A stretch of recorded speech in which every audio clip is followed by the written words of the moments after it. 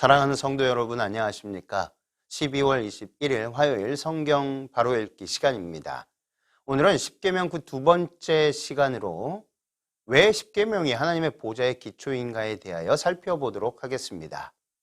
하나님의 계명인 언약서는 하나님 보좌의 기초라고 성경은 우리들에게 분명히 말하고 있습니다. 시편 97편 2절입니다. 구름과 흑암이 그에게 둘렸고 의와 공평이 그 보좌의 기초로다. 시편 89편 14절입니다. 의와 공의가 주의 보좌의 기초라. 인자함과 진실함이 주를 앞서 행하나이다. 의와 공의, 의와 공평은 둘 다 히브리어로 체데크, 미스파트입니다. 한쪽은 공의, 다른 곳은 공평이라고 번역했을 뿐입니다. 그러므로 체데크와 미스파트는 하나님의 보좌의 기초라는 의미로 이해할 수 있습니다. 그렇다면 의와 공의가 하나님의 계명과 무슨 관계가 있겠습니까? 하나님의 계명이 생명의 도라고 성경은 말합니다. 이미 믿음으로 말미암는 의에 대하여 설명드렸을 때 하나님의 의는 생명이라고 말씀을 드렸습니다. 그렇다면 하나님의 의와 하나님의 생명은 같은 것이고 계명은 생명의 도이기 때문에 의가 하나님 보좌의 기초라는 표현은 생명이 그 보좌의 기초라는 뜻이라고 이해하는 것이 합리적일 것입니다. 그뿐만 아니라 성경은 하나님의 계명이 의라고 말하고 있습니다. 시편 119편 172절입니다. 주의 모든 계명이 의로움으로 내 혀가 주의 말씀을 노래할지니이다. 로마서 8장 12절에 이로 보건대 율법도 거룩하며 계명도 거룩하며 의로우며 선하도다. 계명이 의롭다고 했는데 하나님의 계명은 인격적 피조물들이 생명을 유지하고 존속하도록 베푸신 하나님의 생명의 길을 제시한 것입니다. 하나님의 생명이 영원하기 때문에 하나님이 이런 인격체들에게 주신 생명의 길도 영원한 것입니다. 하나님의 보좌가 영원하기 때문에 그 기초인 의와 공의 계명도 영원할 수밖에 없는 것입니다. 그런데 하나님 보좌의 기초에 10조문으로 글이 새겨진 기초도를 놓았을까요? 하나님 보좌의 모형을 우리에게 실물 교훈으로 제시해 주셨는데 그것이 지성소 안에 있는 언약궤와 그 뚜껑인 속죄소입니다. 다른 말로 시은좌라고도 합니다. 출애굽기 25장 21절로 22절의 내용입니다. 이 구절에 속죄소라고 한 말의 난외주를 보면 시은좌라고 했고 영어로는 the mercy seat 또는 the mercy place라고 번역합니다. 이것은 자비의 보좌라는 뜻입니다. 한자 시은좌는 은혜를 베푸는 보좌라는 뜻이 들어있습니다. 곧 은혜의 보좌를 말하는 것입니다. 언약궤와 시은좌는 하나님 보좌의 모형과 그림자입니다. 그 시은좌의 바탕이 되는 언약궤 안에는 십계명 돌비가 2개 들어있습니다. 그것은 하늘의 하나님 보좌의 기초가 하나님의 계명이라는 것을 가르쳐 줍니다. 그러나 하늘에 있는 하나님의 보좌가 언약궤처럼 생겼을까요? 언약궤 뚜껑인 시은좌는 2 그룹이 조각되어서 보좌를 내려다보고 있습니다. 계시록 4장을 보면 하나님의 보좌 주위에는 그룹들이 있습니다. 그룹은 네 생물이라고 했습니다. 에스겔 1장 그리고 10장과 계시록 4장을 대조해 보면 그룹이 어떤 존재인지 분명해지고 그 그룹을 언약궤 뚜껑에 조각하여 세우게 하셨는데 그 모양이 날개 달린 사람의 형상입니다. 천사를 나타내는 모양입니다. 하나님의 보좌를 천사들이 옹위하고 있다는 것을 보여주는 모습입니다. 여호와 하나님의 보좌에는 이런 천사들이 옹위하고 그분이 행차하실 때는 그룹을 타고 나르신다고 성경은 상징적으로 묘사하고 있습니다. 그뿐 아니라 여호와 하나님께서 앉으신 그 자리가 그룹들 사이라고 기록했습니다. 시편 99편 1절입니다.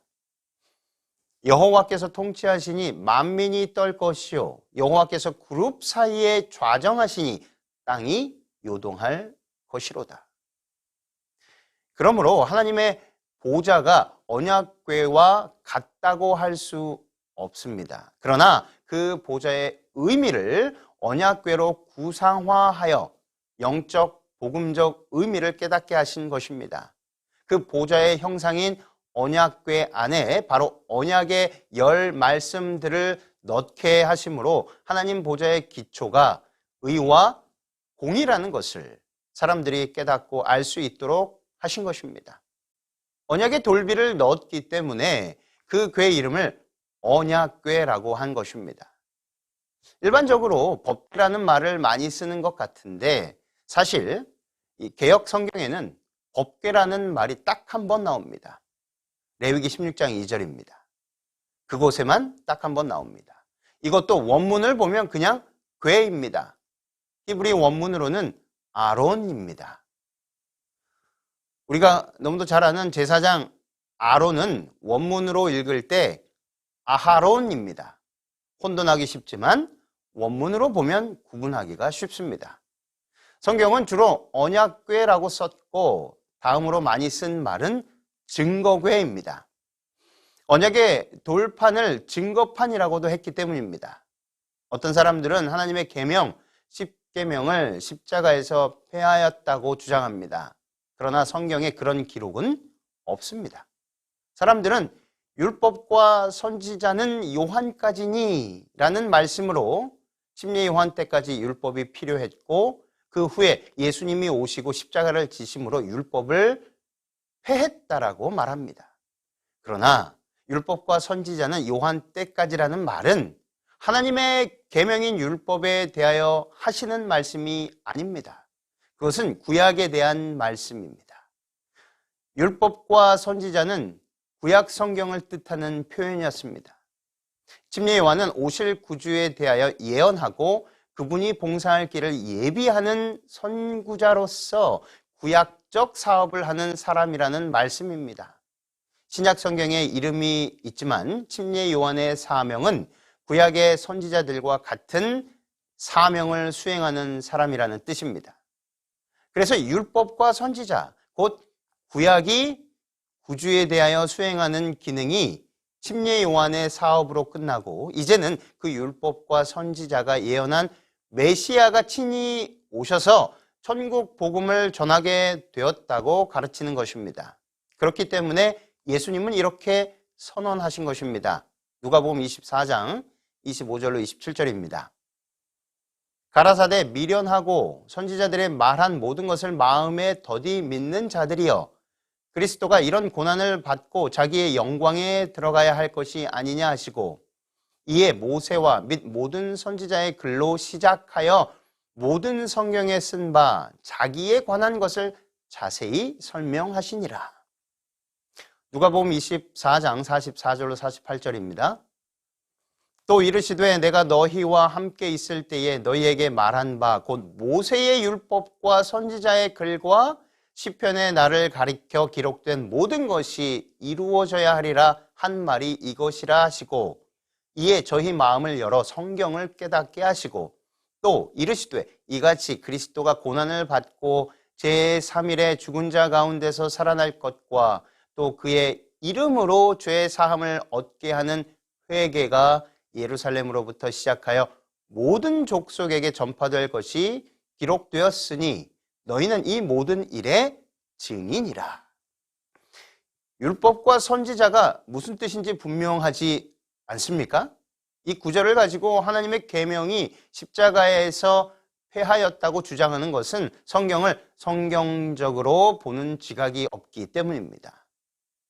아직도 그는 누가복음 18장 34절에 제자들이 이것을 하나도 깨닫지 못하였으니 그 말씀이 감추었으므로 저희가 그 이르신 바를 알지 못하였더라라는 지적에 머물러 있는 것입니다.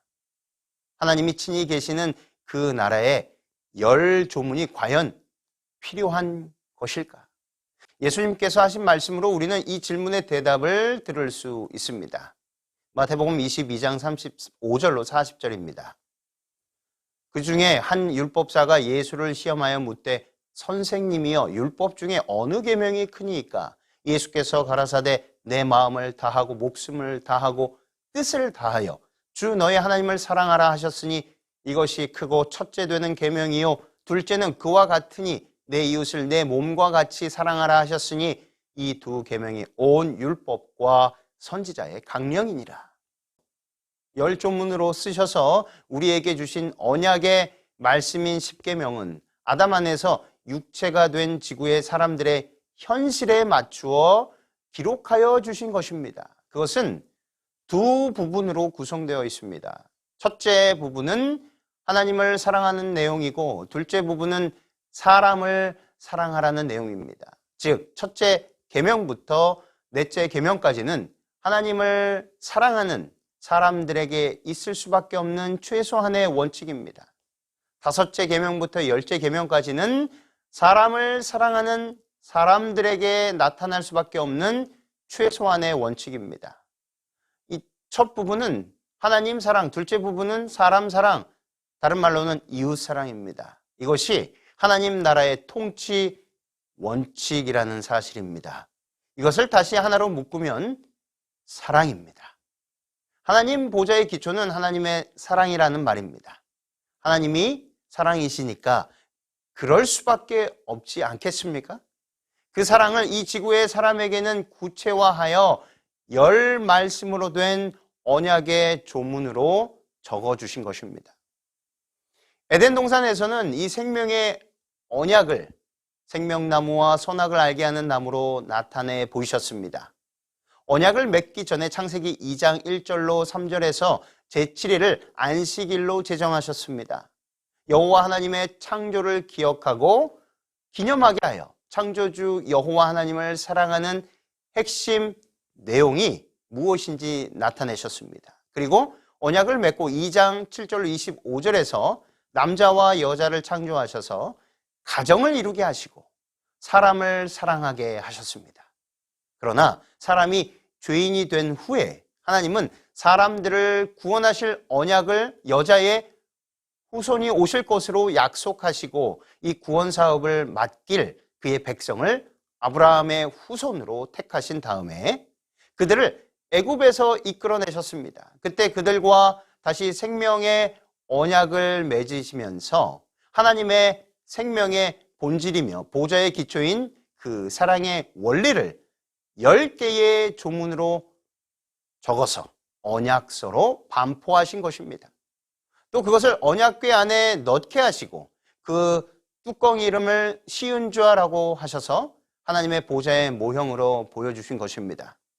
이 언약의 10말씀들 10계명을 고치려면 하나님이 보좌에서 내려오셔야만 합니다. 그래야 보좌를 뜯고 기초를 고칠 수 있지 않겠습니까? 그래서 절대로 언약궤 뚜껑을 열고 그 속을 들여다보지 못하게 하신 것입니다. 그렇게 하면 당장 죽임을 당게 되었습니다. 그 이유는 여호와 하나님을 보좌에서 내려오게 하는 일을 한 것이기 때문입니다. 성경은 하나님의 보좌는 영원하다고 말합니다.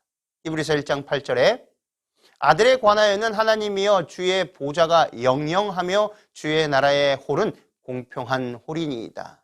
보좌가 영원하면 그 기초인 언약의 말씀도 영원합니다. 하나님의 십계명이라고 알고 있는 그 언약의 10말씀은 하나님의 보좌가 영원한 만큼 영원할 수밖에 없음을 말하고 있습니다. 그것을 법률로 생각하면 필요에 따라 제정하신 분이 폐할 수 있을 것입니다. 그러나 언약은 그렇지 않습니다. 쌍방이 합의해야 폐할 수 있습니다. 아무 쪽에서라도 일방적으로 폐할 수 없습니다. 사람이 하나님과 합의하지 않은 상태에서 마음대로 폐하거나 고칠 수 없습니다. 1.1획이라도 폐할 수 없습니다. 왜냐하면 그것은 언약서이기 때문입니다.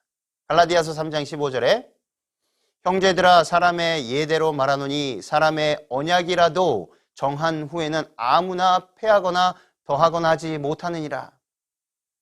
그런데 하나님과 맺은 언약을 사람이 일방적으로 폐하는 것은 결코 있을 수 없는 일입니다. 율법도 언약을 폐하지 못합니다. 갈라디아서 3장 17절 내가 이것을 말하노니 하나님의 미리 정하신 언약을 430년 후에 생긴 율법이 없이 하지 못하여 그 약속을 헛되게 하지 못하리라. 아브라함과 하신 언약을 율법이 폐하지 못하는 것과 같이 하나님께서 이스라엘 백성과 맺은 영원한 언약도 율법이 폐하지 못합니다. 우리가 십계명이라고 하는 하나님의 열 말씀을 언약의 말씀이라고 한 이유를 분명히 깨달아야 할 것입니다. 하나님의 이름 여호와는 언약적 칭호입니다. 당연히 하나님 보좌의 기초가 언약적일 수밖에 없습니다. 그 생명의 언약을 조문으로 기록하여 언약의 백성들에게 짓도록 하신 지성소 언약궤 안에 넣고 생명과 사랑의 하나님 보좌의 기초가 되는 것을 깨닫게 하시고 영원히 그 언약에 충실하기를 바라신 것입니다. 이 언약의 열 말씀인 십계명을 폐했다고 하거나 필요하지 않다고 주장하는 것은 하나님의 보좌를 치려고 손을 드는 것과 같은 것입니다. 왜냐하면 언약의 열 말씀인 십계명은 하나님 보좌의 기초이기 때문입니다. 그것은 언약궤 뚜껑인 시은좌를 드러내고 그 속을 들여다본 베세메스 사람과 같은 일을 하는 것입니다.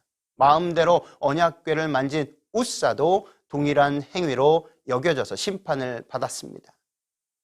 옛날 이스라엘이 출애굽하여 신 광야에서 양식 때문에 불평과 원망을 했을 때 하나님께서는 만나를 내려 먹이셨습니다. 이 사건 후에 신 광야를 떠나 르비딤에 와서는 반석에서 솟아나는 물을 마셨습니다. 그 후에 이스라엘 진 뒤에 쳐져서 따라오는 약한 자를 아말렉이 공격했습니다.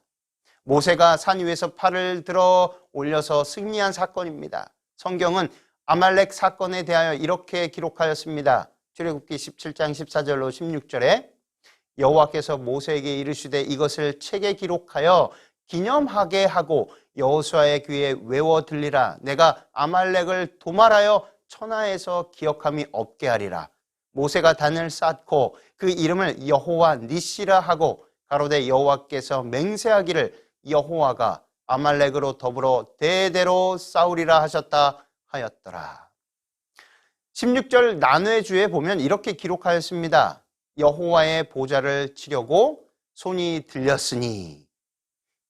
이 말을 넣어서 문장 전체를 구성하면 아말렉이 여호와의 보좌를 치려고 손이 들렸으니 여호와가 아말렉으로 더불어 대대로 싸우리라.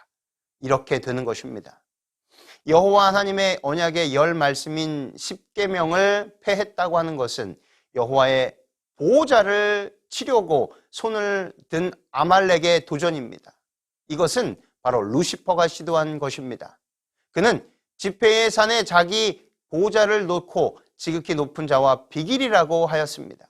루시퍼의 이런 정신을 지상에서 계승하는 존재가 바로 교황권입니다. 그가 여호와의 보좌를 치는 유일한 방법이 하나님의 계명을 변개하는 것이기 때문입니다. 대쟁투 446쪽에 이렇게 기록합니다.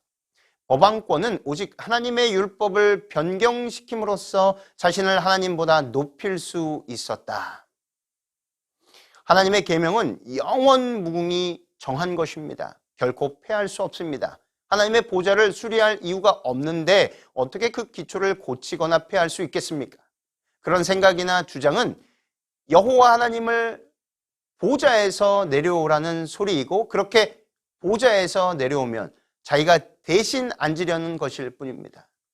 하나님께서 보좌에서 내려오시지 않았는데도 루시퍼는 지폐의 산에 자기의 보좌를 놓고 지극히 높으신 이와 비기겠다고 말하였던 것입니다. 그런데 세상에서 하나님의 법을 변경하고 폐했다고 하는 세력들은 하나님의 성전에 앉아서 자기를 가리켜 하나님이라고 하는 자들과 같은 것입니다. 하나님과 그의 백성 사이의 언약은 깨뜨릴 수 없는 것입니다. 깨뜨리면 그때부터 그는 하나님의 백성이 아니고 사망에 속한 자가 되는 것입니다. 하나님의 계명은 결단코 폐지할 수 없습니다. 사랑하는 성도 여러분, 언약의 열 말씀들, 즉 십계명은 우리 하나님의 품성의 사본입니다. 하나님은 회전하는 그림자도 없듯이 우리를 사랑하시는 그 마음은 결단코 변할 수 없습니다. 그렇듯이 십계명은 결단코 변하거나 없어지거나 폐할 수 없는 것입니다. 오직 말씀 되시는 예수님 안에서 죄로부터의 진정한 영혼의 자유와 기쁨을 마음껏 누리시기를 주님의 이름으로 기도드리며 오늘 말씀을 마치겠습니다. 감사합니다.